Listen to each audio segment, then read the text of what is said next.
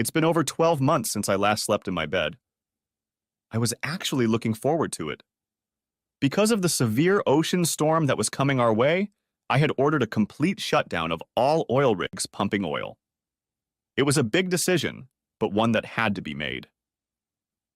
Based on the latest reports from the meteorologists, I would not risk further drilling in this new area until the weather cleared.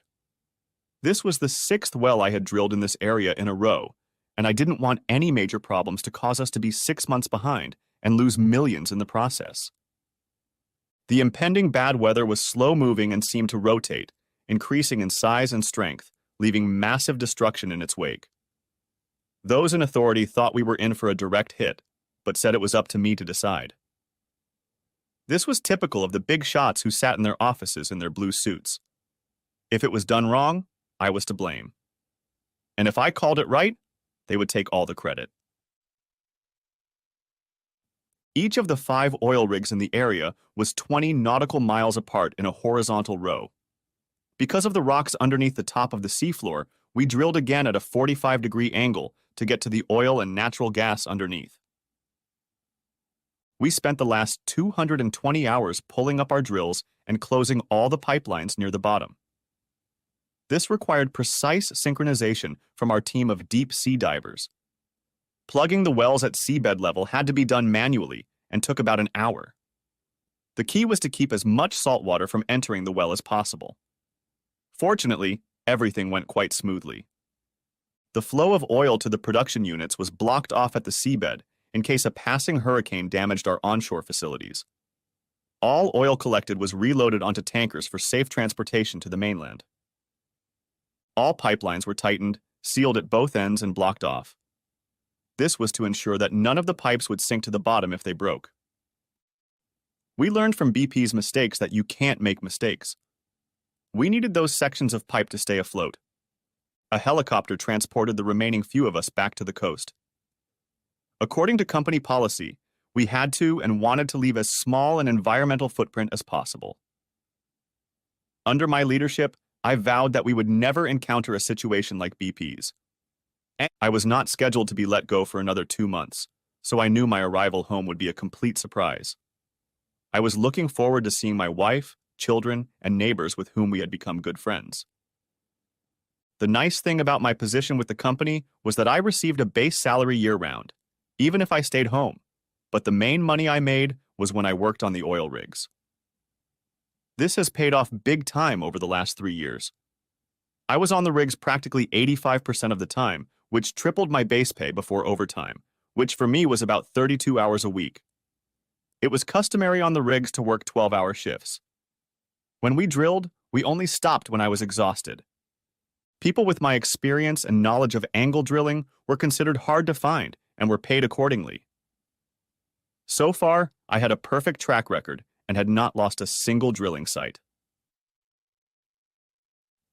Thanks to the booming economy in the United States, drilling for oil was at its busiest. As a result, I was being paid top dollar because they couldn't find anyone to replace me. The market for people with my skills was so narrow. When I got my last promotion more than 5 years ago, I decided I wanted to retire early.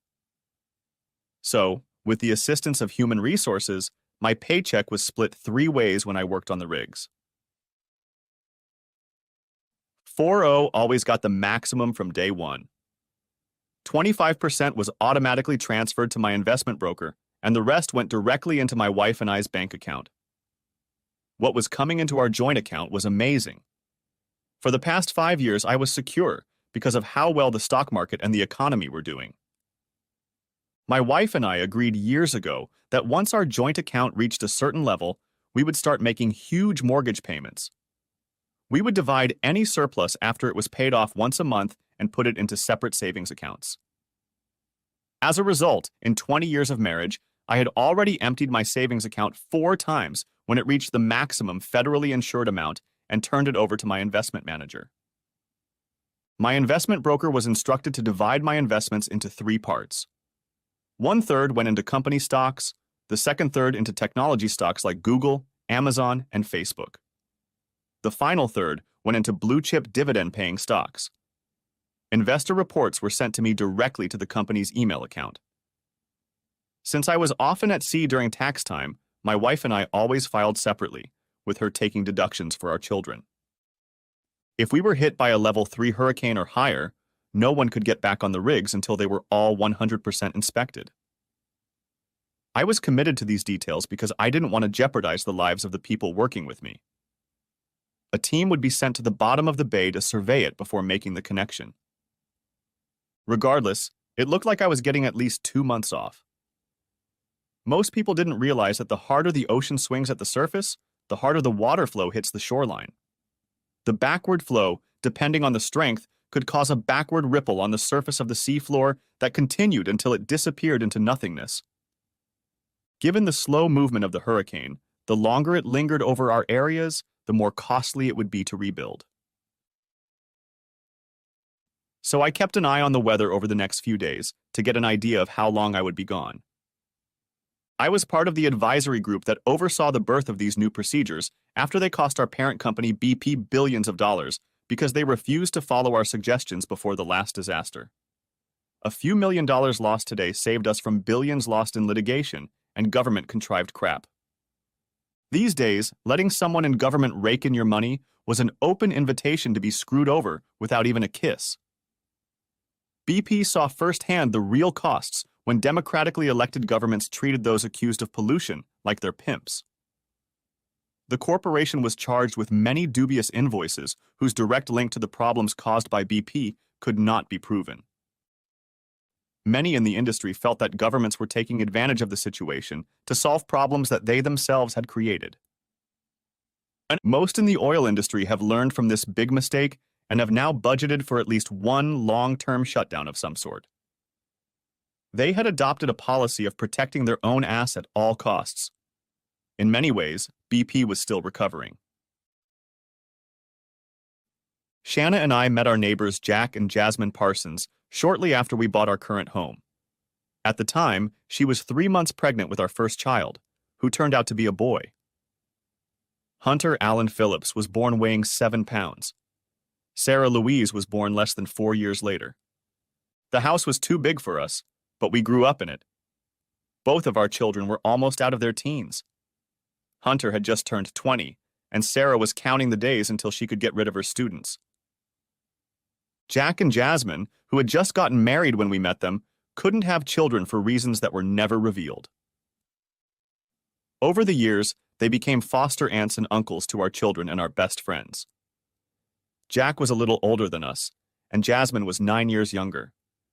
In my eyes, Jasmine was one of the most beautiful African-American women I had ever met. If any woman could convince me to back out of my marriage vows, it was her. I could never see in Jack what she saw.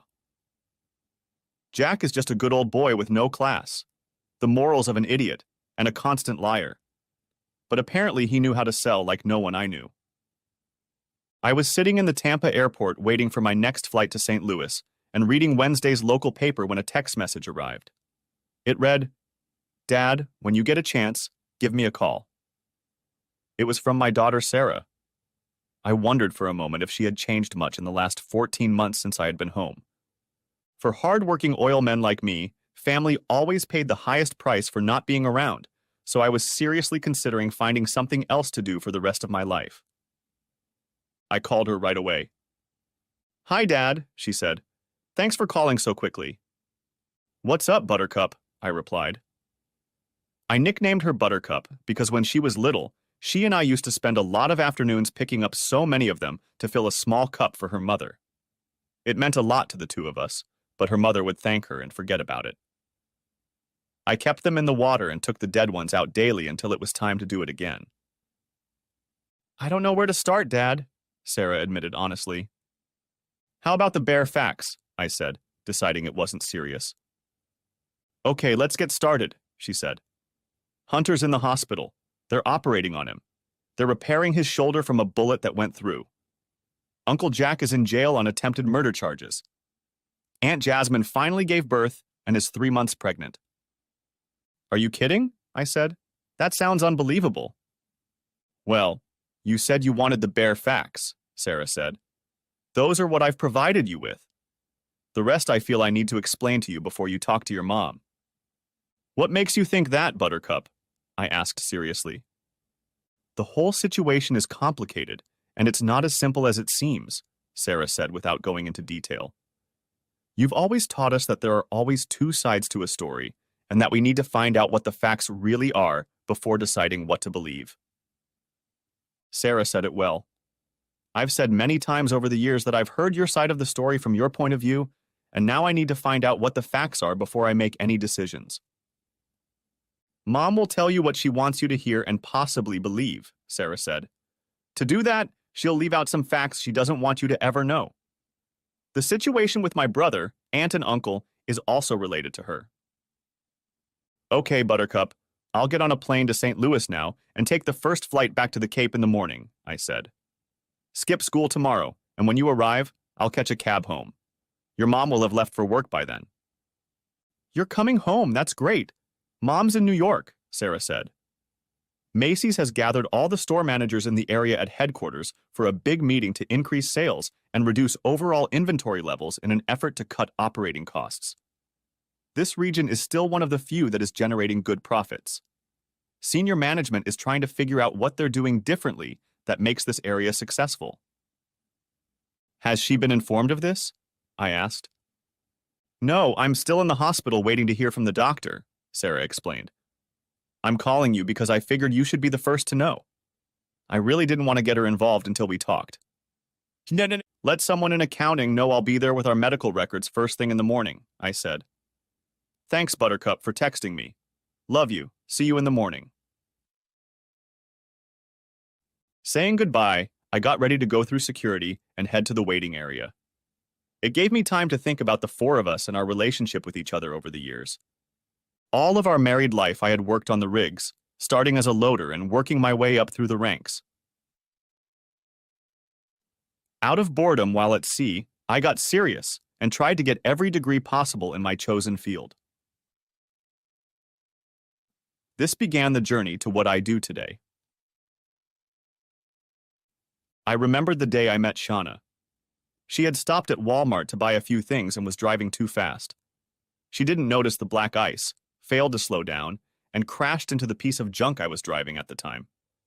She got out of the car all excited and scared because she was driving her dad's car. Her bumper was intact, and as for my little truck, 1 or 2 scratches didn't make a difference. After parking the car, we went into the Subway restaurant inside Wally World, and she bought me a 6-inch sub and a coffee for being a good sport. Shauna, taking off her winter coat, caught my eye. She was tight, with all the curves most men want. She was one of the few women I could easily spend hours with, not just because she looked good, but because her personality shone brightly. Admittedly, she was the one who made me think seriously about life. Before that, I was just a good old boy enjoying life and taking advantage of all the opportunities women gave me. I loved to party, be with the crowd, and would come back to the rig ready to sober up and get clean.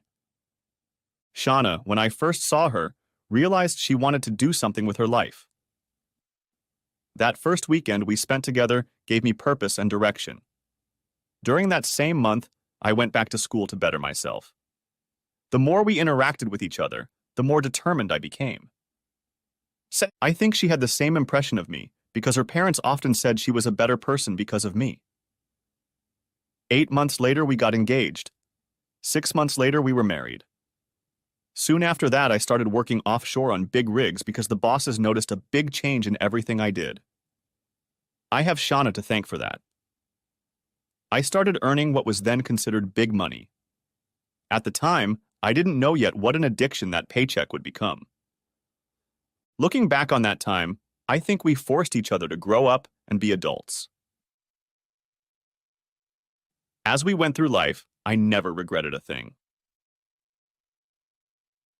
Shauna earned a business college degree and began her career as a manager of the women's apparel department at Macy's, earning a base salary and commission.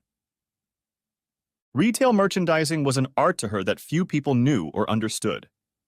She excelled at it, and every couple years she had to work in a new department. After she was well established in each department, she was offered the position of junior manager. When the position of manager of the smallest store became available, She was asked to take it until someone suitable was found.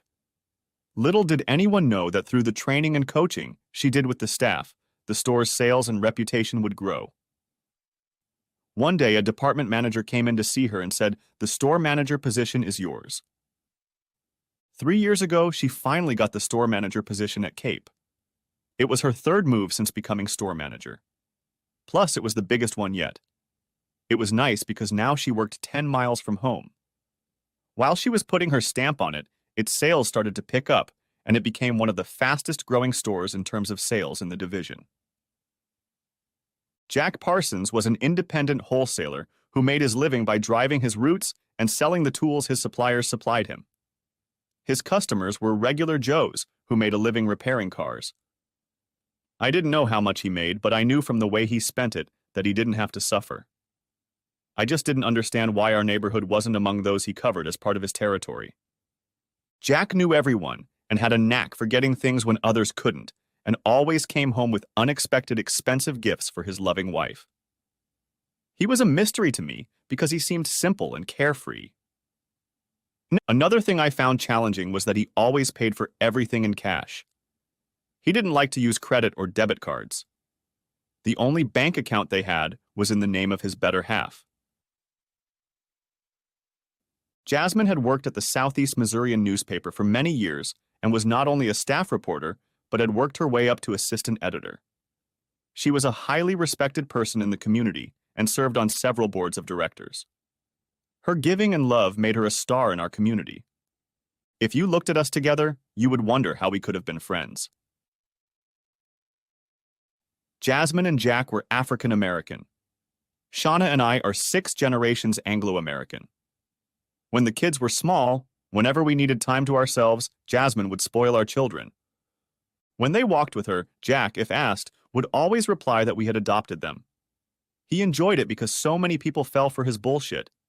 He enjoyed it even more when they started calling him Uncle Jack. Our kids growing up were spoiled by them. I felt my family was blessed by their presence in our lives. So, for most of my flight, I was trying to figure out what was going on and what this was all about. All 4 of us had busy lives, so none of what we heard made sense to me. However, Sarah made it clear that the relationship between us was what tied everything together. I was facing a 3-hour wait in St. Louis until I could catch my connecting flight home. If you're familiar with the airport in St. Louis, you know how stupid it is. A few years ago, they closed the indoor smoking areas just to annoy smokers. The restaurants open at that time of day were just disgusting. If you wanted to smoke, you had to walk out of the airport and back in, going through security again. And there were people sitting right in front of you who were smoking. Now they were saying that it wasn't the tar and nicotine that caused cancer. It was the smoke itself lingering in the air that was causing the problem. The one thing they never talked about was that it was all about our genetics. It was our DNA that caused the problem, not what we were actually doing. I knew that with the problems some were having from buying illegal foods containing lung-damaging oils, it wouldn't be long before the medical community started pushing for those who cook with pure or synthetic oil to start using masks to cover their nose and mouth while cooking because of the danger of inhaling oil into their lungs. It seemed it only took a few idiots for the media to start considering this extreme. I stood outside the airport, finally giving in to one of the pleasures I had in my life. Yes, I was smoking a full-flavored Marlboro cigarette. One of the perks of working on offshore deepwater rigs was that the boxes they delivered to a small retail store didn't have all the taxes due on them. The average price for a box of my favorite cigarettes was less than $20. On this last trip home, I took 6 boxes with me. One of the rules I made was no alcoholic beverages on the rigs. The men were against it, but their wives sent thank you letters because of the money saved. It also made it much easier to accomplish the goals I had set. For the men's wives, I walked on water. For those who were shorter than me, I was what came out of a horse's ass. One of the joys of American life is that we had to pay large hidden taxes so our political representatives could spend millions on blunders and bullshit without any guilt or accountability. If they overspent, they could always find a new tax that would be hidden from public view for 2 months. The tax laws in our country were so thick that it would have been easier to understand a woman than to comprehend them. I always failed miserably at both. Most didn't know that in 1822, the federal government passed a 1% import tax to help support the First Nation people they had marginalized and written off. When I thought back to that old tax law that was never repealed, it made me wonder if they ever got anything out of it. "Hey, Harold, long time no see," a man from the past said to me as I stood smoking. "I see you never quit since high school." "Damn right, Gus," I replied with a huge grin. "For an old fart like me, you look great." "Where are you headed?" he asked. "Back to the Cape, where I live with my wife and 2 kids," I replied. "I was sent home because of bad weather on the rigs." "You're still doing that shit," he said with a smirk. "When are you going to stop being a redneck and get a real job, like the rest of us?" "Working on retirement," I said. "Maybe sooner than you think. I'm going to find something that will let me stay home at night. When I tell Shauna about this, she'll be surprised." "You married Shauna Richards?" Gus asked in complete surprise. "Yes, I met her while working on the rigs in Texas when I was home on break," I said. "She was in business college at the time." "I'm surprised," he said. "My little sister and her hung out together when they were in middle school. At that time in her life, the only guys they were interested in were African American. My sister ended up marrying one of them. He divorced her after the birth of her second child and then disappeared. It was a hard life for her for several years. She's a lawyer now and is doing great." We talked for a few more minutes and then followed each other through security. This short conversation centered on who was still around during our glory days and what they were doing now. I learned that he is married and has 3 children. I was finally on the last leg of my journey. I was looking forward to getting home so I could talk to my daughter. Our last conversation stayed in my head the entire trip. The cab dropped me off at the door of the house. I carried my own suitcases. My daughter hugged me tightly. I could still feel that she was overworked and was crying. After the usual greetings and my questions about how she was doing, we moved on to small details. "Daddy," Sarah began, "over the past 2 years, I've noticed a change in Mom's routine. At first, I thought it was because of the huge promotion at the Cape store at the mall." "With her new responsibilities," I reminded her. "Things were supposed to change at first, but after the first few months, a definite pattern began to form. By then, things should have settled down. What exactly caught your attention?" "At first, I didn't think anything of it," Sarah explained. "Until one Friday night, my date's parents invited us to dinner at the Outback. I was sitting in the corner by the women's restroom facing the back wall when I saw my mom coming out. I got up out of curiosity and followed her. The man she was having a private romantic dinner with turned out to be Uncle Jack. It was interesting because Jasmine always worked late on Friday nights, putting together the big Sunday morning edition for printing late Saturday night, as it was the biggest and thickest newspaper of the week. Shauna always worked Fridays until 11 p.m. and Saturdays because it was the busiest time for the store. My boyfriend, who was 17 at the time, and I started going little by little on Fridays to see what we could find," Sarah continued.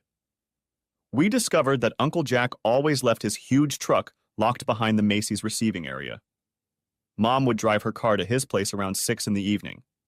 When he got in Mom's car, he would get behind the wheel and she would sit next to him. Dad, she sat the same way I would sit with my boyfriend. There was no space between them." I didn't like the story Sarah was telling, but I believed she was honest in her observations. "I told Hunter what we'd found out," my daughter explained. "He told me to leave it in his hands while he and a few friends looked into it." While working as an apprentice at the Ford dealership, he met many people. He soon learned that Uncle Jack rented a small apartment and was there every Wednesday afternoon and Friday night with his mistress. It was he who broke the news to Aunt Jasmine. I took my daughter's hand in mine and said, "I believe you, go on." Aunt Josie turned to Hunter for support and comfort while she was trying to figure out what to do, Sarah explained. I don't know who seduced who, but Hunter and Aunt Jasmine became lovers. From what Hunter told me last night, it's been going on for over a year. She's carrying Hunter's baby. Uncle Jack is infertile. According to our information, he had chickenpox as a child. I stood up, walked over to my wine cabinet, and pulled out a bottle of sour mashed potato. From what my daughter had told me, I knew I needed a stiff drink. I pulled out a glass and poured 3 ounces into it, then went back and sat down across from her. How long were your mom and Uncle Jack lovers? I asked. At least 18 months, as far as I know, my daughter replied. They met regularly on Fridays and Wednesdays. So they were already attracted to each other when I was last home, I said quietly. So what happened yesterday that caused Hunter to get shot? I asked. Mom wasn't around Uncle Jack and he came home, Sarah explained. He caught his wife and my brother in the marital bed doing the horizontal dance. In his anger, he accidentally shot Hunter while the 3 of them were arguing. What the hell? I said. I have to go see Hunter because I need to hear his side of the story, but not until a few days from now. Later today, you and I need to give the hospital our health insurance information, and I need to find a good divorce lawyer. When is your mom due home? Saturday morning, Sarah replied. What are you going to do? I'm going to call a cab to take me to the car rental company, I said. Then I'm going to find a hotel to stay at because I can't stay here. When I get back with the rental car, we'll do a few things. I want to hear you call Mom tonight through your cell phone speaker so I can record it for my lawyer. Tears flowed freely from my daughter's eyes. She knew that her mother's behavior had left me no choice. I realized that she expected this from me. Through sobs and tears, she said, I've been waiting for this day for months. I've prayed for it to go away, but it's only gotten worse. Daddy, I want to live with you if I can. Buttercup, if that's what you really want, I'll find a way to make it happen, I said. I'm home for at least 2 months, and I'll have time to find a place to live and a new job. For now, it's best that your mom believes I'm not home. You're serious, aren't you? She said. Yes, but it might mean you have to change schools, I stated. I don't think I remember being hugged so tightly in my life. Sarah didn't want to move away from me, so when the cab pulled up, she came with me. Before we left, we called the school so they wouldn't contact us. Jasmine saw me get into the cab and knew I was home. She texted me saying, I need to explain things to you. I replied, I know I do. I'll get back to you when I've done a few things. My daughter is emotional, upset, and scared right now. She needs me right now. It surprised me at first that Jasmine was home, but when I figured it out, it all made sense. After what happened yesterday, she had her own emotions to deal with. I chose a small import car because I knew there was no way my wife would believe I could drive crap like that. I had been a Ford owner all my life. We left the Cape and drove to Marble Hill, where I rented a room for a week in a cheap motel. I chose that neighborhood because it was far enough away that no one would look for me there. After checking in, we went to Southeast Hospital to present our insurance cards and sign the forms. After that, we went to lunch. Hunter called his sister and they talked for a while. We found out that Jasmine was with him and that he knew I was home. I heard my daughter tell him to keep that fact to himself for now. Sarah said that tonight we would tell his mother what was going on. After lunch, the first thing we did was go to the real estate office. I wanted to see what businesses were for sale in the neighborhood. Surprisingly, what was being offered didn't appeal to me. Nevertheless, I asked the broker to keep his eyes open. I arranged to look at a few houses on Friday. I asked the broker to focus on the ones that were ready to move in. When I got home, I called my superiors to let them know what was going on. I felt that I owed them a debt of gratitude and that they had a right to know that after more than 20 years with their organization, there was a possibility that I might have to quit. My daughter, still a minor, wanted to live with me. The last thing I did was schedule an appointment with an attorney for Monday. Using my cell phone, I discovered that we had $50,000 left on our house, and my personal savings account now held $250,000. With the house paid off, we were well on our way. With the way we had everything set up, the divorce would be simple. One of us would pay off half of the house to the other, and we would split the funds in the house account. Buttercup, I'll be back in a few minutes, I said. I'm going to talk to Jasmine. It's time to hear her side of the whole thing. Jasmine let me in as soon as I knocked. I could tell by the look on her face that she was stressed out. I'm so sorry, Harold, Jasmine said. You shouldn't have come home to such a mess. Would you like a drink while we talk this over? Sure, it's been a long, hard day, I said. I'm still trying to come to terms with it all. As she poured us a stiff drink, I said, just start from the beginning, from the moment it started to affect you. I was busy working in my office when I was told Hunter needed to see me alone, Jasmine said. Knowing it was close to your anniversary, I figured he was planning a party. He told me privately that Sarah and Jack were having an affair. I didn't believe it. I accused him of lying and asked him to prove it. He took me to my husband's love nest. What we saw that day through the open window of his first-floor apartment left no doubt. I was devastated. With those words, she pulled out her cell phone and displayed some pictures to show me. I could see the date they were taken. It confirmed the chronology Jasmine and my daughter had given me. Now, I could see the digital proof. Jasmine, could you please send me these pictures? I asked. I'm going to need them for my divorce petition. It may not be a big deal, but I found out early this morning that my wife only dated African-American boys during high school. Jasmine's eyes widened at such a revelation, and she said, maybe those innocent touches over the years weren't as innocent as we thought. Could she have been stalking him for so many years? We'll never know, I said.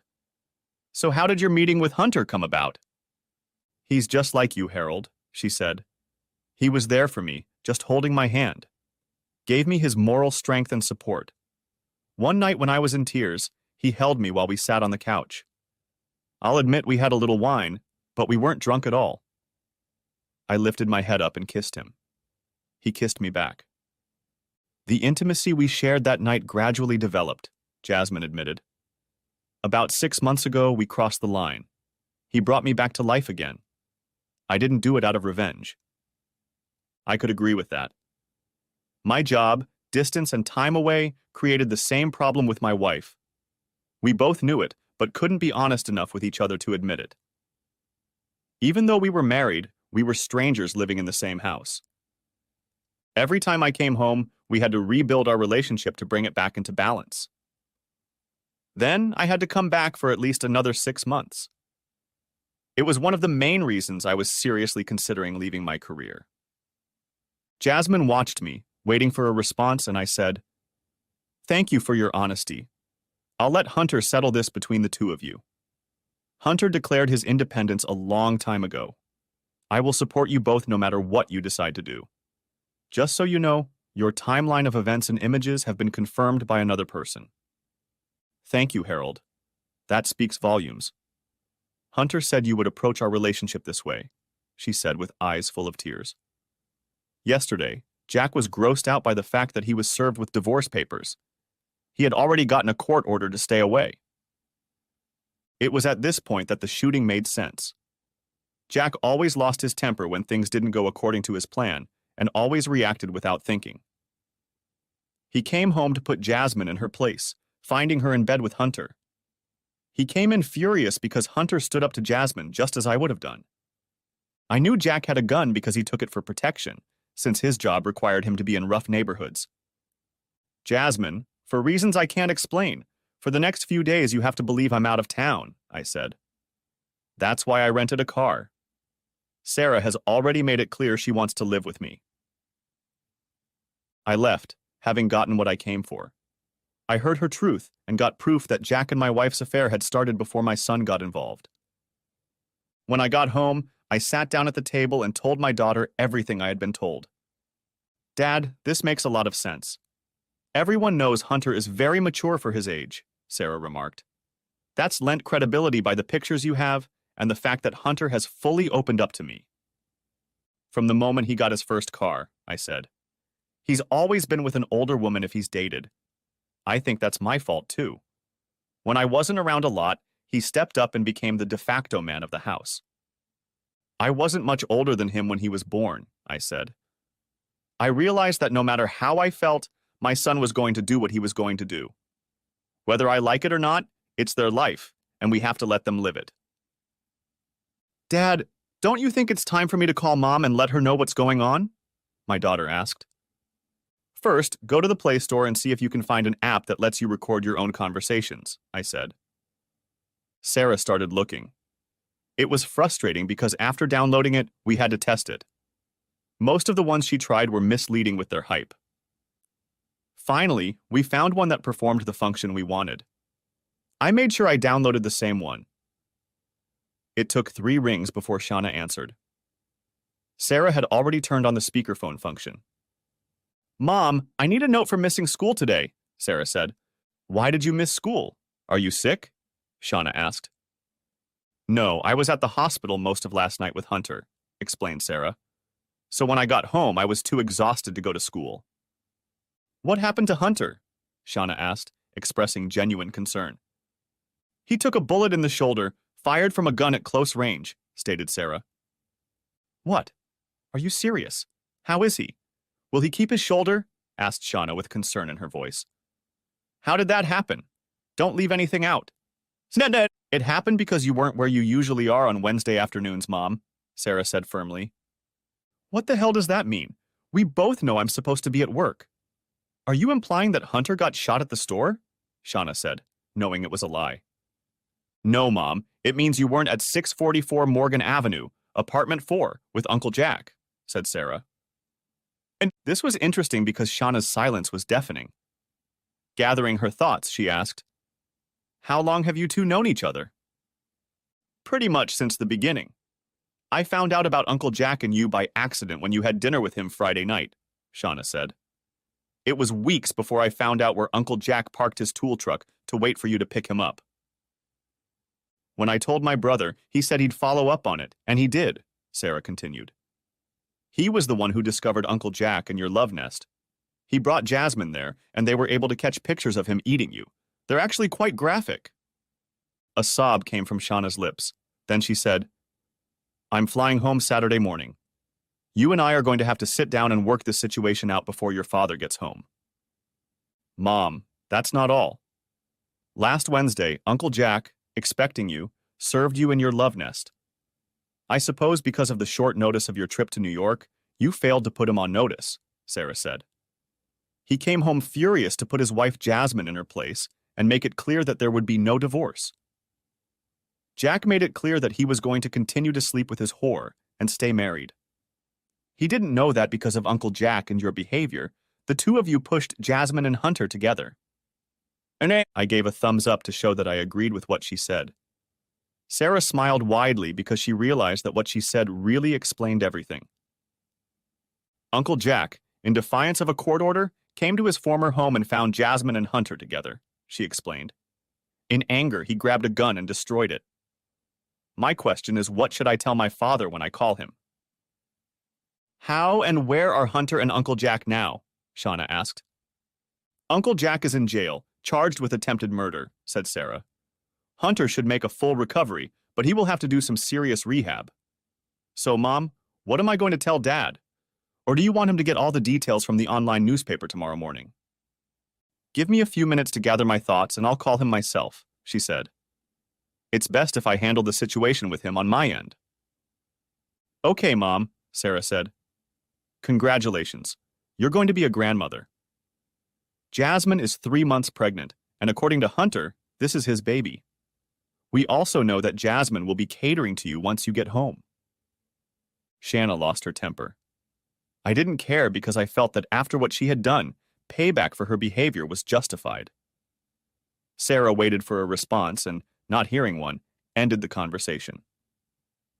After finishing the conversation, I stood up and poured 2 sour cocktails. In one, I added ice and Coke. I didn't add any to mine. Putting it in front of her, I said, I'm going to have an adult drink with my daughter because she handled herself better than most adults would. I'm very proud of you, Buttercup. We both waited for the phone call. We had already had our first adult beverage together, and I was preparing a second drink for each of us when my cell phone rang. I sent it to the answering machine. When I sat down at the table with our drinks, I turned on the speaker and dialed the service number. It was funny because Shauna had said only one thing. Call me when you have a minute. Uncle Jack accidentally destroyed Hunter, and we need to talk about it. Dad, before you answer that, let's see what the online newspaper says about it, Sarah said. She got up and brought out her laptop. When we got in, we found out that the whole story had made the front page. The reporter had everything. The headline read, "Husband shot wife's lover." It explained everything in detail. The relationship between the four of them became the property of the world. It was amazing how the whole convoluted story was explained. What shocked us the most was when we learned that Jack Parsons with the breaking news on the newspaper's website was not his real name.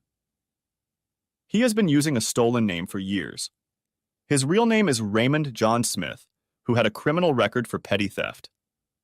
When he was fingerprinted, his real name came out. The real shocker was when a warrant was issued for his arrest for possession of a controlled substance with intent to distribute. There was something about that name that was memorable to me. I thought about it for a few minutes, and only then did it come to my mind. The first thing I did was dial the phone number for the police department and told the officer on duty about his big tool truck and the neighborhood it covered. I suggested he get a search warrant and check it out. When he asked why, I said because no one I knew had ever seen him sell anything out of that truck. I went to Facebook and typed Gus Charles's name into the search. After going through a bunch of profiles, I finally found his face. After reading his profile, I called the help desk and got his phone number. I called it, and a woman answered. It was his wife. "Madam, I'm an old high school buddy of your husband's," I said. "I ran into him at the St. Louis airport this morning and had a long chat. The reason for my call is that I need the name of his younger sister Ashley's ex-husband who has disappeared." "His name is Raymond John Smith," Gus's wife said. "He owes 16 years' worth of child support. You might want to let her know that he's sitting in Cape Girardeau Prison, Missouri. He used a false name, and his name was Jack Parsons." "Are you serious?" she asked. "Yes, seriously, and do me a favor," I said. "Let Ashley know that he also had an affair with my wife, whose maiden name is Shauna Richards." "My God, Ashley is still talking about the wild things they did back then," she said. "This is going to hit her hard. Can I give your number to Ashley?" "Please give it," I said. "My soon-to-be ex-wife is coming home on Saturday." Sarah was shocked. To be honest, so was I. I texted Jasmine and asked if she was home so she could come over right away. "Dad, Mom knew who he was the first time we met him," Sarah said. "What other lies are we going to find out about?" "I don't know, but it's starting to look like they were reliving their glory days," I said. "I wonder what else they do." We took a few minutes to digest all the information we had just learned. In a way, it was crazy because the more my daughter and I learned, the more questions came up. When we heard a knock, Sarah went to open the door. I got up and made Jasmine some sour mashed potatoes and Coke. I handed her the Coke as she walked into the kitchen. The first thing we did was show her the updated article on the internet. It was a revelation to her. Sarah had remembered to send me a message about the conversation between my wife and her, and I reproduced it so Jasmine would know what it was about. "There's a good chance that your and Jack's marriage won't be legal at all," I said. "You'd better get your divorce lawyer to look into it." "I was at the hospital most of the day," Jasmine said. "I was just getting home when I got your message. There's no way he can bail out." "It's worse than that," I said. "He has 2 kids, a daughter and a son, all grown up now. His ex-wife was Shauna's best friend in high school." The look of shock on Jasmine's face my daughter and I will remember for the rest of our lives. "They knew about it from the first day we met him," Jasmine said, crying. "If he had children, why didn't I get pregnant before this?" "He probably had a vasectomy before he met you," I said. "That's the only thing that makes sense." I was quiet for a bit while both ladies discussed what they knew so far. I tried to figure out what else was going on. My intuition was telling me that there was more to this story than we knew. "Ladies, I think we should all go through all the stuff in our homes," I said. There is something missing from this puzzle, and I wonder if Shauna was helping Jack with whatever else he was doing. I have to wonder if he might have been hiding something. If so, whether Shauna was involved. That doesn't sound very convincing, Jasmine said. I know he drove his truck daily and left for the night. Okay, Jasmine, that sounds fair, I said. Shauna kept his secrets. Why? You must have seen the records of his orders and gotten a lot of invoices for the stock he bought? Jack always said it was run by a corporation and they had to pay for the stock and equipment, Jasmine said. Then he must have gotten monthly statements via email or direct mail, I said. Have you seen any of them? Did you ever see him wire money to them? No, but I know Jack's Outlook account. We can go look, she said. We went to her house, opened the home computer, and logging in, opened the Windows mail. Sure enough, there was nothing there. Can I have some? I asked. In the search box in the bottom corner, I typed hot. The Outlook symbol appeared. I clicked on it, and what wasn't originally visible in the Windows mail appeared in the browser. Jack had 4 unknown email accounts linked to one. It became clear to us all that he was hiding something. Jasmine, first thing in the morning, call the police station and give them the information about Jack's email access, I said. I'm going to go home and go through the whole house to see if I can find any money. I want to make sure our house hasn't been used for anything. I'll do the same thing. What will I do if I find anything? Jasmine asked. Call me. I'll come over and we'll discuss what to do. I'm going to comb our house with extra care, I said. Obviously, we need to protect our asses. Dad, do you really think Mom is going to let Jack store stuff in our house? Sarah asked. Based on their relationship, I can't assume she won't allow it anymore, I said. First, look in the places you don't normally go in unless it's for something quiet. Sarah and I headed home. I got the flashlight out and made sure it was working. I'm going into the garage to get to the attic, I explained. No one's supposed to be up there since we pumped extra insulation in there. I had to push back the rental, set up a ladder, climb up, and undo the latch. Using a high-density flashlight, I looked around the room and found nothing. I turned around on the ladder to look behind me as I reached up to grab onto something to support myself. At that moment, I felt something. I climbed down, turned the ladder around, and climbed back up. There were 5 huge garbage bags in a row, the kind I took out to the driveway once a week. When Sarah heard the first bag hit the floor, she came running. Get it out of the way, I asked. I have 4 more bags like that. When the second bag hit the floor, it split open. Wads of $20 bills fell out of it. When all 5 bills were on the garage floor, I noticed another flat bag lying off to the side.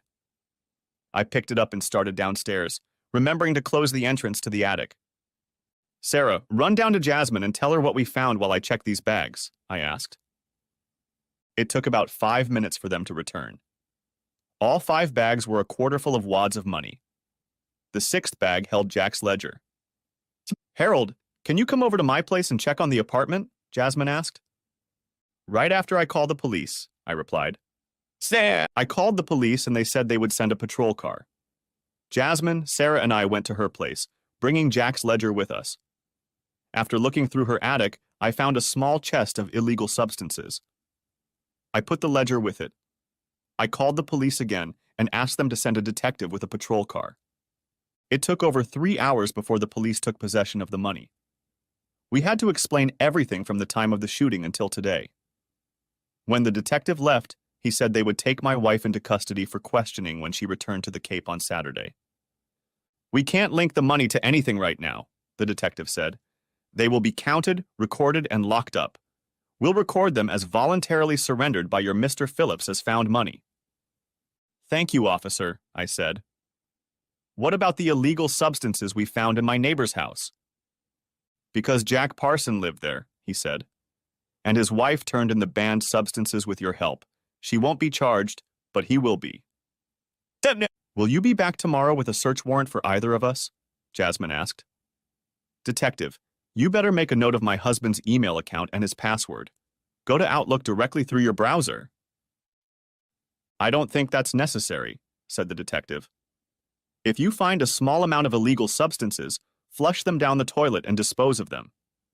I'm guessing most of what Jack has is in his truck, which is being towed to the impound lot right now until we get a court order authorizing a search. Thanks for the info on his email account. I will request a court order to search it. We watched the police drive away and I said, I don't know about you, but I need a good stiff drink. Jasmine went into the house and started guarding it, and then joined us. Are you going to let your mom know what's going on? Sarah asked. I think if we do, she'll know the money is there, I said. It's best to leave what we know in the hands of the detective. Tomorrow, while you're at school, I'll finish going through both houses to make sure there's nothing else in there. Thank you, Harold. I would really appreciate it, Jasmine said. Jasmine, I need you to follow me to the car rental company tomorrow, I said. Things have changed. There's no way I'm leaving my daughter alone. Can I sleep here tonight? Jasmine asked. Sure, you can sleep in the room that used to be Hunter's room, I said. In the middle of the night, the three of us were awakened by the sounds of police sirens. The police had set up an unmarked car to keep an eye on our houses. They had caught a man trying to break into Jasmine's house. Around 5 in the morning our time, I called my wife. I was sitting on the terrace drinking my first coffee and having a cigarette. She answered immediately. Harold, we're in a bloody mess at home. Jack accidentally destroyed Hunter, Shauna said. Fortunately, he's going to make a full recovery. The police are holding Jack pending the outcome of the investigation. Have you talked to Jasmine to see what she knows? I asked. No. Sarah and I spend most of our time at the hospital, she replied. I'll talk to her in her office today and give you her version of events. Any word on when you'll be coming home? We'd all like to see you. Right now, we're monitoring the weather and packing everything up, I said. If evacuation orders come in, I may be home sooner than you think. It took her a few seconds to respond. Are you serious? I replied, check the weather reports. We have a hurricane coming in. We could get evacuation orders in a few hours. If that happens, I'm going home. Promise me you'll call me so I can make sure everything is ready for you at home if that happens, Shauna asked. Okay, I said. I'll talk to you later. Bye. From that brief conversation, I realized that she couldn't admit the truth and never would. It also told me that any feelings she had left for me were completely dead. I could now proceed with the divorce without any remorse. After taking Sarah to school, Jasmine followed me in my truck so I could return the rental car. Then we returned the hotel keys and picked up my luggage. I suggested that until I got home, she visit Hunter and get a key to his apartment to live there temporarily. The real estate broker and I looked at 4 houses, all of which were owned, and I said let's go to the new construction. The first house we looked at had 2 acres of land in a new neighborhood. If I bought it, Sarah wouldn't have to change schools. It had everything I needed with an unfinished basement. I put together a cash offer with a large down payment right on the spot, below the asking price, and demanded a 5-year warranty on the new house in exchange for closing within 4 days. The real estate broker thought I was being too aggressive. Leaving her, I went out and bought a new set of door locks.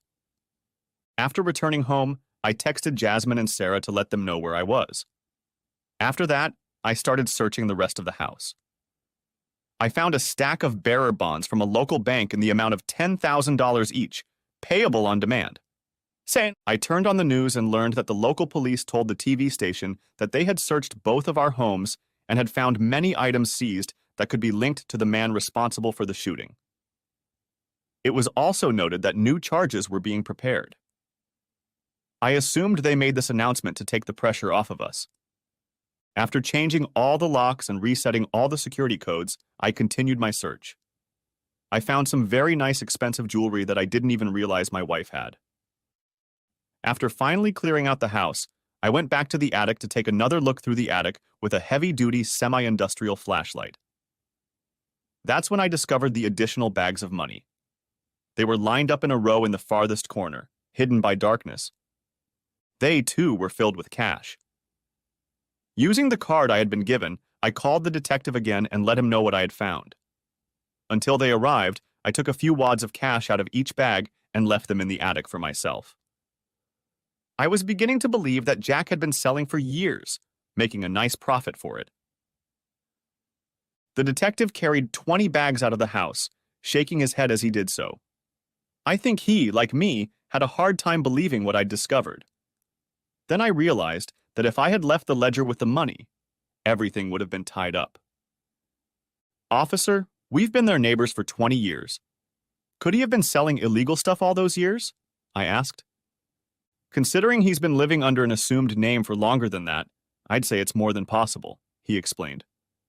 There are plenty of examples of women who lived with serial killers for years and knew nothing. Why should it be any different? I'd really like to ask your wife about her relationship with him and how long it lasted. Then you should know that late last night I found out that Jack, as we call him, was the husband of my wife's high school best friend before he married Jasmine, I explained.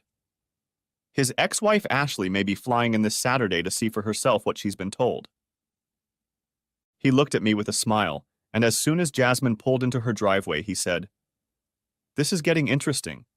Does his current wife know?" "Yes, and I'm going to go and completely search her house," I said. After the attempted break-in yesterday, we decided it was for the best.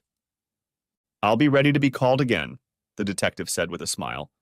"I'll be interviewing Jack for the second time today. There was a raised floor in the truck that was filled with cocaine. He's gone for good." Jasmine walked over to him and said, "Officer, it's good to see you again. You should get a call from my attorney about my husband's identity. He wants to use it to get my marriage annulled right away." Jasmine watched the detective leave. Following his advice, we surveyed her house. If we found anything, we flushed it. Better to be safe than sorry. Jasmine began packing up her belongings, which she had moved to my son's apartment for safety reasons. Just like in my apartment, we found bearer bonds that she had packed to take with her. When we were done, she was pleased to find that we had found so little. I told her that I had made an offer on a newly built house. I said I was going to use bearer bonds to partially pay for it if my offer was accepted. She asked who I had used as an agent, and I told her. "Do you think Shauna worked with him?" Jasmine asked. "Or did he trick her like he did us?" "That's unknown because we've had keys to each other's houses for years," I said. "He could come in when we weren't home and hide things at any time. What surprised me was that he wasn't smart enough to make many of his savings legitimate." My daughter and I went to Hunter's house together. He recounted the whole story. I learned that it all started around the time I was supposed to go home for the last time, but missed that time because I was on another drill. Hunter was slowly getting better. He didn't know if he and Jasmine would get married, so they decided to live together to see what would happen with the age difference. "Can't argue with that logic, son," I said. "She sounds mature and well thought out." "Thanks, Dad," Hunter said. "I appreciate everything you do for Jasmine. Now that I see it from your side, I don't know how you deal with it." "Son, I may not like what your mother did," I said. "But I wasn't there for her because of my chosen field of endeavor. Loneliness led your mother elsewhere. If I ever have a relationship with the opposite sex again, my lifestyle will have to change." Sarah looked at me and said, "You have no anger or hatred in you, and you don't blame her for what she did. I want to kill her." "Look, my job came first, and I left raising you both to her," I said. "When you grew up and became independent, she didn't have anyone left to give her the attention and love she obviously needed. I'm sad about what she did, but I can't hate her for it, and I don't judge her for it, even if it ruined our marriage. Besides, she could still have a lot of problems." "Like what, for instance?" Hunter asked. "If the police can connect her to what your Uncle Jack was doing," I said, "she'll spend a lot of time behind bars too. It never ceases to amaze me that so many people can't see what's right in front of them." The truth I told both of my children made them speechless.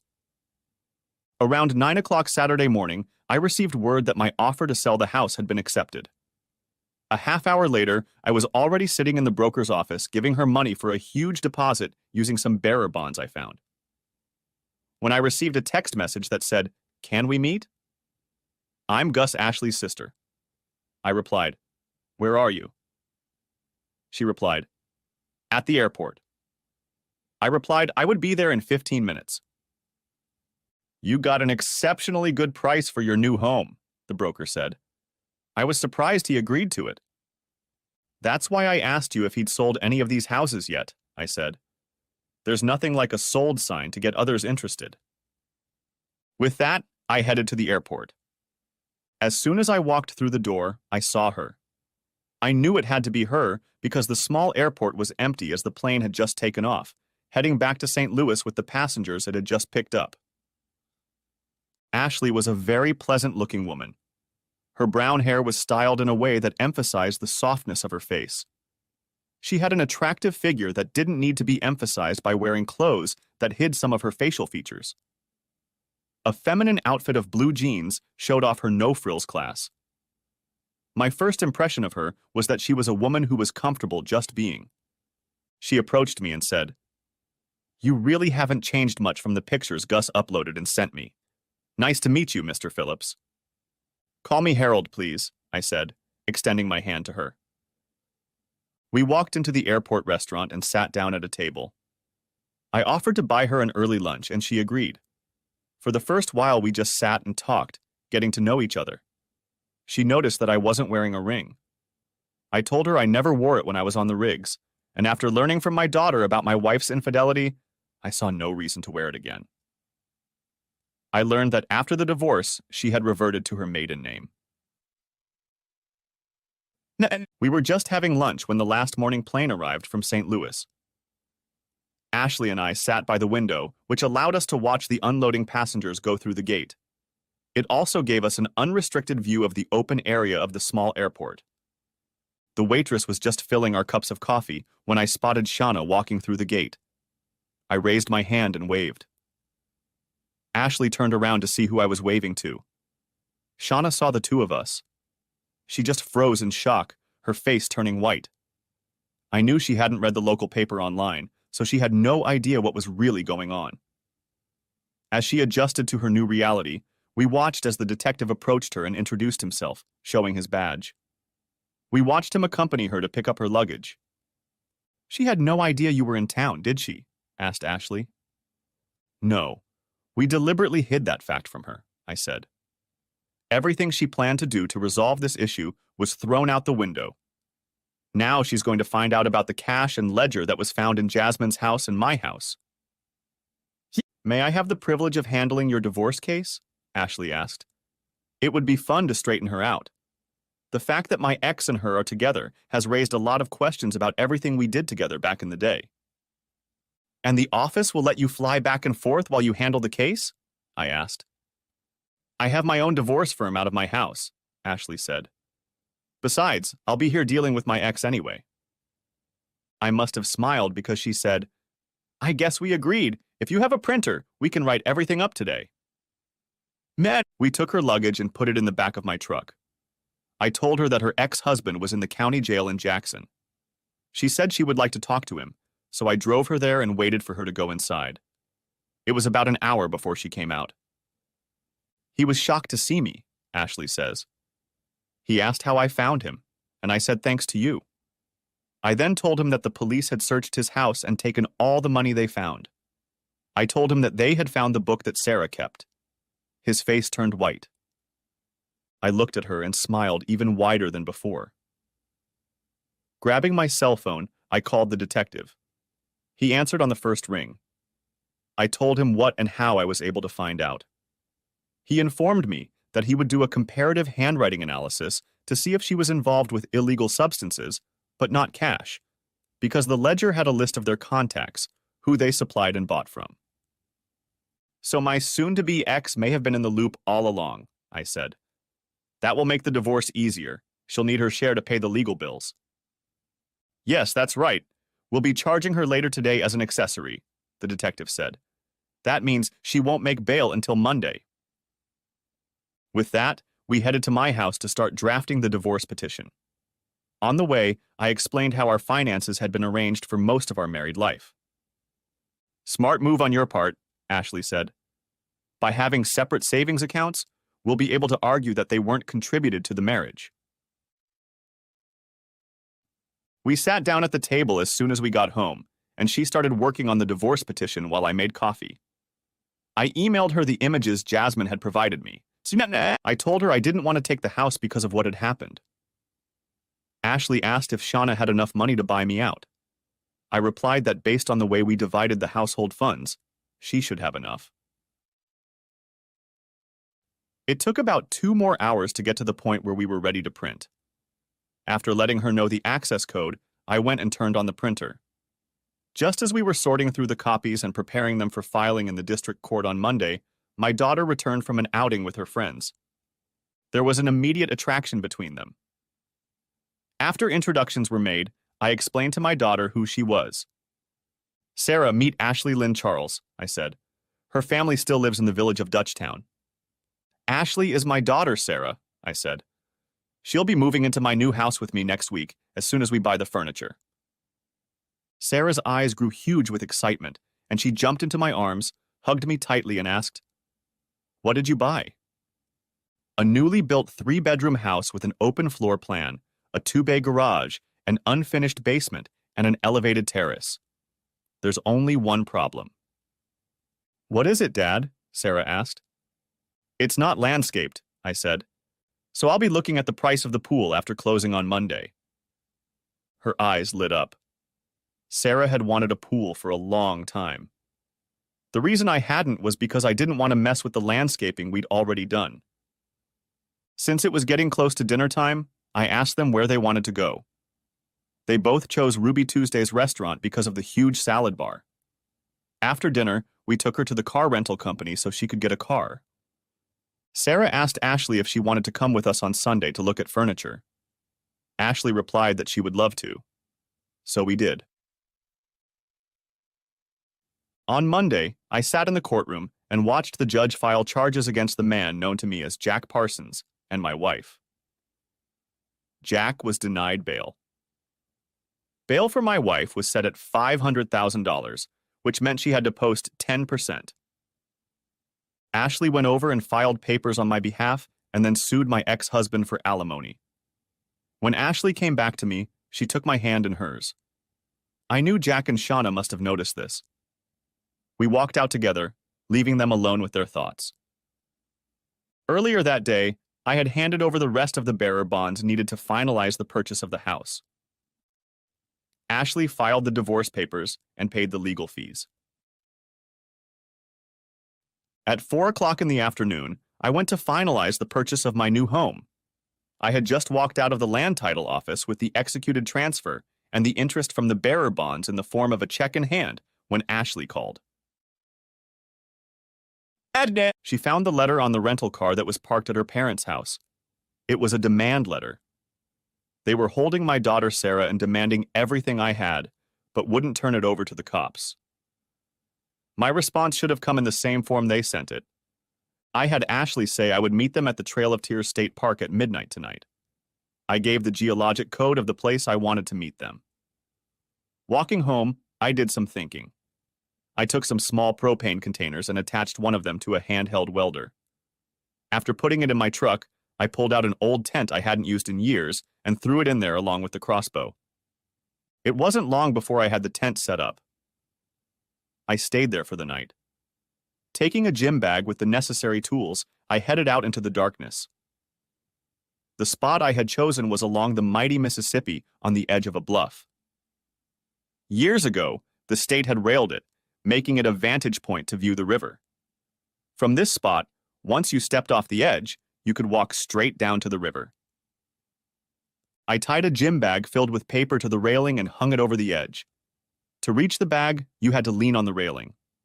It took me 3 hours to cut the bolts, so there was nothing left to hold the railing in place. I was lucky because it started to rain. I hid, watching the trail, and saw one person coming this way. Using my night vision goggles, I discerned a detailed image of the man's face. He and his brothers lived near Dutchtown and were friends of Jack Parsons. I had to ask myself if he was part of the group. I waited a half hour after the appointed time to make sure he wasn't being followed. The landing was illuminated by the brightness of the full moon. The rain had let up, leaving the ground damp. Then I stepped out into the clearing behind him. There you go, Earl, I said, turning on the high-intensity light aimed at the rope. What you need is attached to the railing. It will be yours as soon as your brothers take my daughter to my lawyer. As soon as my lawyer calls me, I'll put the crossbow down and walk away, I said. If I don't agree, Earl said. Then I'll put an arrow through your throat and go after the rest of your brothers tonight, I said. Earl couldn't afford to call my bluff. He pulled out his cell phone and made a call. It was funny to stand there and watch him sweat. He could clearly see that my crossbow had 3 arrows in it. Jack has decided you've gone quiet, Earl said. He's planning an escape, and he needed bearer bonds to get him and your wife out of town. Brett, looks like you and your brothers are in the ledger, I said. How do you know about the ledger? Earl asked. I gave it to the cops, I said. I guess it's only a matter of time before you all go down. If my daughter comes back safe and sound, you might want to think about using what's in the bag to disappear. Earl began to panic. Like all fools, ignorance was bugging him. He asked if he could make another call. I nodded my head in agreement. I listened as he said, "Drop the girl off and run. The cops have what we wanted, the ledger. If the girl is touched, we're all screwed. The only question is when." Another 10 minutes passed before my phone rang. It was Ashley calling to confirm that Sarah had shown up and wasn't hurt. I turned off the lights and disappeared into the darkness. Earl leaned on the railing to pick up his bag. Nothing was holding it up, and the weight of his body pushed the bag down. With that done, I went back to the tent and went to bed. It took them 2 weeks to find Earl's body. Jack Parsons didn't take the news very well. I arrived at Ashley's parents' house early Tuesday morning.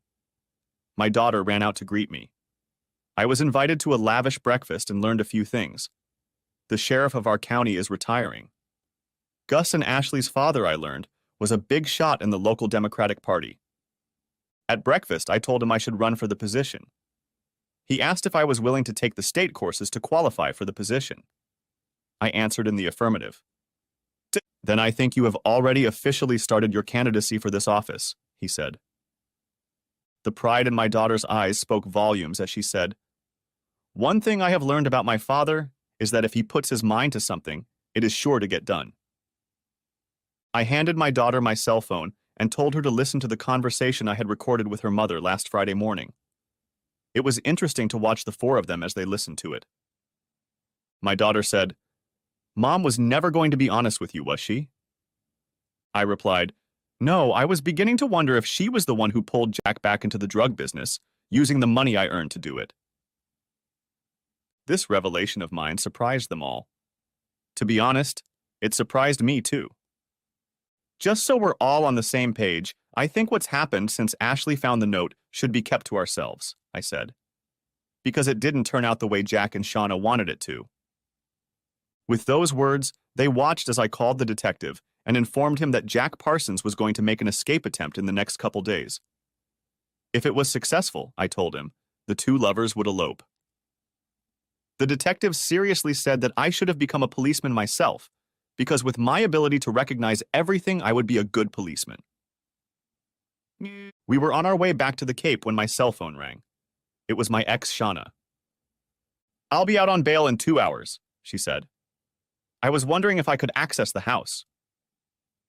Ashley and Sarah looked at me, wondering what my answer would be. "You can have the house to yourself late tonight," I said. "My lawyer will drive your car up to the Love Nest and hand you the keys to it and the new keys to the house.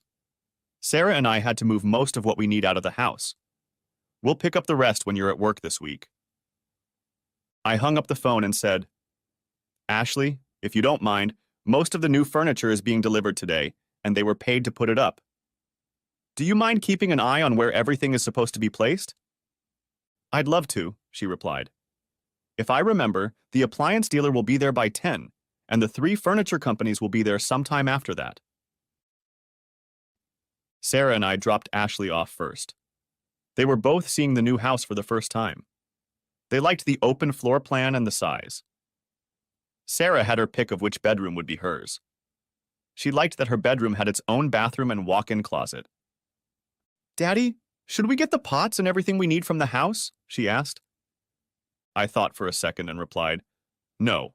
Let's start over as soon as we pack up all of our personal belongings and bring them here. I'll take care of that, and Ashley and you can go shopping for what the house needs." "Fortunately, most of the windows have built-in blinds," Ashley remarked. "That will give you privacy until you buy curtains." Sarah and I were already leaving. Ashley and I were already saying our goodbyes when my son yelled, "Daddy!" Jasmine and him had just come out of the house across the street. They walked over and I introduced them to each other. It was interesting to watch Jasmine and Ashley look closely at each other. If you ignored the color of their skin, it was obvious that they were very similar in build. Now I understood why I was so interested in Ashley. Before I went back to the house and packed my things, I went to the branch and opened a new checking account, transferring funds from my savings. I got both new debit cards, one for Sarah and one for me. I also paid off my credit card balance and transferred my company paycheck to it. The closet boxes I purchased made the packing and moving process easier. It only took a couple hours to load them. At the bottom of one of the boxes, I placed the bearer bonds I had been storing. I took a few minutes to go to the attic and gather up the 50 packs of $50 bills I had stored. Sarah had to get her laptop, and I reminded her to change all her passwords just in case. After I unloaded the closet boxes, the ladies hit the road. I spent time removing the boxes that contained our furniture and gathering them into a burning pile in the dirt in the front yard. I called AT&T to get the internet hooked up. The ladies returned with a truck loaded with stuff just as the delivery drivers were leaving. The master bedroom was set up, as was Sarah's bedroom. The living room and family room had been tidied up. A wooden table and chairs stood in the open space inside the kitchen, which even had a counter to sit at and eat at if one wanted to. Each room had everything we needed to set up our new home. All we needed was internet and for the TV to work. If needed, we could always watch Pluto TV from our laptop if the neighborhood had free Wi-Fi. After unloading the truck, which was full of everything but the kitchen sink, Ashley and I headed over to my old house, picked up Shauna's car, and drove to her place. I watched Ashley go into the house and waited about an hour before she came out. When Ashley got into the car, I asked her, "Did you get the answers you were looking for?" "Not really," Ash replied. "They didn't have a relationship when my husband and I were together. They started afterward. I found out that she was planning on divorcing you as soon as Sarah graduated from high school. They were lovers for about 6 years," Ashley continued. "Raymond was selling the whole time you knew him. Shauna claims she had no idea she was in your house, but I don't believe her. I recorded the entire conversation thanks to Sarah synchronizing her phone with mine." "Do you think we should send the file to the detective?" I asked, getting behind the wheel. "Yeah, I think we should," Ashley replied with a giggle. "Did I understand you correctly that you want to see where our relationship could go?" "I thought we'd already started working on that," I said. "Even your parents saw that we were attractive." Ashley pulled herself closer to me and said, "Sarah suggested KFC or fish and chips for dinner." We grabbed KFC before heading to the new place. Sarah had been very busy while we were gone. She had already washed one set of linens and put the other set in the washer to make our beds. Most of the groceries were put away, and the dishwasher was run to quickly rinse and dry our dishes for sanitizing. I was pleasantly surprised that they brought 2 bottles of sour mashed potato and some cola. So we each had a drink when we first ate at the table. After dinner, I went up to the bedroom and laid out my stuff. After unpacking all the boxes, I turned to my suitcase that I had brought with me. I pulled a shaving brush and a shaving cup out of the suitcase and remembered how my grandfather had given me that old cup. To buy a decent brush, you had to order it online. His grandfather gave it to him, and I would have passed it on to mine had I been alive. The ladies came over to make the double bed and put towels in the bedroom along with rugs and a small trash container. They even bought an alarm clock radio for my nightstand. The little light bulbs matched the bedding perfectly. I laughed because they put 2 narrow rugs on each side of the bed. Sarah, knowing my taste, had even bought me shower soap and body shampoo. I tore down the boxes and took them to the burn pile. I saw that the ladies had a few more empty boxes and put those away too. The kitchen was all set up. I had to pore through all the cabinets to see the furnishings. The new coffee pot and toaster were on the table. The new microwave stood in its place. I was pleased with the way things were shaping up. The ladies ran downstairs to get things for Sarah's room, bringing with them a few bags I hadn't seen before. It was another hour or so before everything was ready. It was a nice evening. I went out with a lighter and lit the burning pile. It was interesting to watch the flames rise into the night sky. I was so deep in thought that I almost missed the call on my cell phone. It was my soon-to-be ex. "It's gone," she said. "From both places. Where is it?" "Better call a detective and ask him," I said, laughing. "You knew," she said. "So how did you get Sarah back?" "Better ask Earl or his brothers about that if you can find them," I said. The silence on the other end said it all. I ended the call and put the phone back in my pocket. The phone rang. It was my son, Hunter. "Dad, we bought the house across the street. Mom called and wants to talk. Just so you know, I told her where to go and how to do it. She wasn't impressed, so expect her to blame you for that too." We talked for a few more minutes. He had a few questions about the future of Jasmine and Ashley's relationship. I said that we needed to emphasize that they were both used by him and let them work it out between themselves. After taking a smoke break, I decided that the fire had gotten hot enough for me to leave since most of the cardboard had burned. I walked back to my new home and heard the washing machine running. Sarah came over to me and said goodnight. "I'll lock the door when I go to take Ashley home," I said. "Nah." You should have seen the look on my daughter's face because it left me completely bewildered. Ashley came down the stairs in her new nightgown and house robe. That's when I said I'd better go shave and shower. It was her clothes that were in the washing machine. Now I knew why my daughter had that look. I was awakened by a knock on the door. My daughter needed to be taken to school. I got dressed and met her at the front door. Sarah smiled broadly.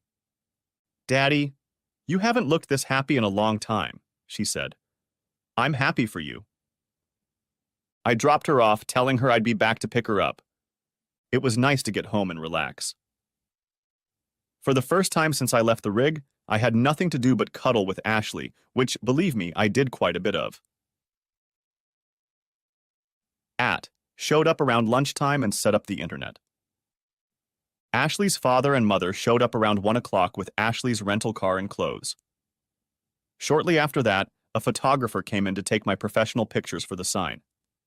George Charles decided that by the end of the week, they would collect signatures to register my candidacy. I gave him $5,000 in cash for my campaign. Ashley took her mom on a tour of the new house. Glenda liked what Ashley had started to do with it to make it her own. I realized from their conversation that she was already applying her style when she helped us pick out furniture. "George," I asked, "did I have any chance at all?" "To be honest, when she came home Saturday night," he said, "I was in complete shock when she told me I'd met the man I was going to spend the rest of my life with." "When Monday came around, everything fell apart," he continued. After looking up the coordinates on Google Maps, she said Daddy Harold was taking advantage of whoever was holding Sarah. Around 1 a.m., she showed up safe and sound. Sarah explained she didn't know what had happened, but those holding her were very scared and quickly backed off after the second phone call. He continued. She realized from the way they were communicating that they were related. "It was Ed Racine and his brothers," I said. "Back in high school, they were known as homesteaders. When he found himself in front of a loaded crossbow with 3 arrows less than 10 feet away, his behavior changed. I gave him one chance, free himself or die. He thought about it for a while. Then, to put pressure on him, I said, 'Call your brothers and tell them I'm coming.' I can honestly say he was still alive when I left him." "What about now?" George asked. "Time will tell," I replied. "Who knows what the future will bring?" A smile appeared on Ashley's father's face as he said, "Welcome to the family of your old schoolmate, Harold. I will be proud to have a grandchild from you." From that statement, I knew everything I needed to know about the man who sat at the table across from me. He was as old school as I was. Each of us was like the James brothers who had become bigger than we were in life. In our lives, we did what was necessary. We were as tough as the red dirt of Missouri. It had been 6 months since I came home. We were all watching the local channel broadcast the results. My parents, Ashley's parents, Jasmine and Hunter, who had just gotten married, took turns holding my newborn grandson, and the three of us. Shauna and the man we knew as Jack were sentenced to life in prison without parole. My divorce was finalized. My former employer, using the stock I owned and the company's pension fund, had secured my full retirement early. I would die and they would still owe money to my inheritance. George was thrilled because I was quite comfortably in the lead. 3 days earlier, the police department had returned the money they had found to me. Accompanied by them, I had deposited over $6 million in the bank. Sarah had gotten her pool, Ashley now had 4 employees working in the basement of our house, and her new place was becoming quite successful. I walked over and knelt in front of Ashley before we joined our supporters at the election celebration and said, "Will you marry me?" When she said yes, I slipped the ring on her finger. At that same moment, the news announced that I was the winner. George was as proud as a peacock in full bloom, not only because we were officially engaged, but because there was a new sheriff in town. Thanks for watching. I hope you enjoyed it. So subscribe to my channel and watch the next video.